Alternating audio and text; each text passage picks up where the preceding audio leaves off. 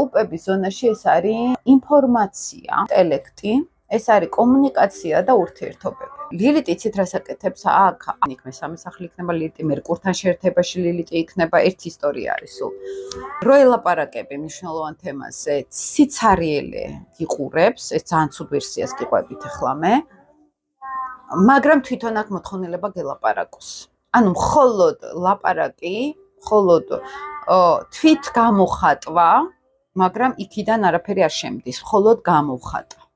შესაბამისად, მე თუ არავის არ უსმენ, მე თუ არავინ არ მაინტერესებს, რჩები იზოლაციაში. ლაპარაკობ, ნენელა ვიღაცები მაკლდებიან უკვე, მე კომუნიკაცია უკვე აღარ მაქვს, ხო, არავისთან. პლუს ვერაფერს ვერ ვსწავლობ ახალს. იმიტომ რომ ვიხარშები საკუთარ ენერგიაში და გაცვლას არ ვახდენ ენერგიის. წარმოსასტროლოგიაში ვამბობთ ხოლმე, ან უბრალოდ ფსიქოლოგიურ ასტროლოგიაში, რომ ამბავს არ უსმენდნენ საერთოდ. არ ეკონტაქტებდნენ, მისი აზრი არ იყო მნიშვნელოვანი. ან კომუნიკაციაში არ იყო სწორად რაღაცეები ოჯახში დალაგებული და ადამიანმა აი ეს არის ის მომისმინე, მოგისმინე. აი ეს გაცვლა ენერგიის არ ხდება. აქედან გამომდინარე იხარშებიან ძალიან საკუთარ თავში და კონტაქტზე არ გამოდიან ენერგეტიკულად. შეიძლება მოგისმინოს, შეიძლება რაღაცები, მაგრამ ენერგეტიკული კონტაქტი არ ხდება. არის მეორე ვერსიაც ხოლმე, როდესაც საერთოდ ჩუმად არის ადამიანი და მარტო ისმენს. ესეც პრობლემა არის, იმიტომ რომ აქ რა ხდება, იცით, რომ მე ვიყრი სხვების ისტორიებს, სხვების ცხოვრებას და მე აქ არ ვცვლი ენერგიას.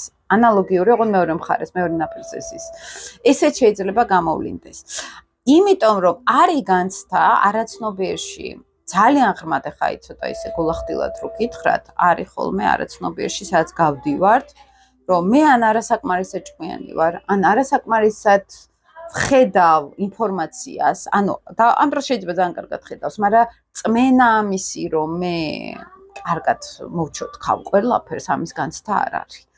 თეთრი მთვარე ტყუპებში და არის ინტელექტუალურობა, ეს ადამიანი უბრალოდ ჰაერში იჭერს ინფორმაციას და ძალიან კარგად ხვდება აქ რა არის მთავარი, ძალიან არააგრესიული კომუნიკაცია აქვს, უყვართ გარშემო ყველა, მაგალითად, მეზობლები, ნათესავები, გარემო ყველას ეხმარებიან, ცელინა მესამე სახლის ან მერკურთან შეერთებაშიც, მაგალითად, ანუ ამ ადამიანს აი ეს ინფორმაციული, აი ხო არის ცაში რაღაც ინფორმაციული ველი, ამასთან აქ ინტუიციური წვდომა და მისი მთავარი დასაყრდენი ეს არის ინფორმაცია. აი ისეც დაგარიგებს, ისეც გეტყვის, რომელიც ძალიან ახლოს არის ჭეშმარიტებასთან, ხო, ძალიან ახლოს, რაღაც სუფთა ინფორმაცია არის, ეს არის დაბინძურებული.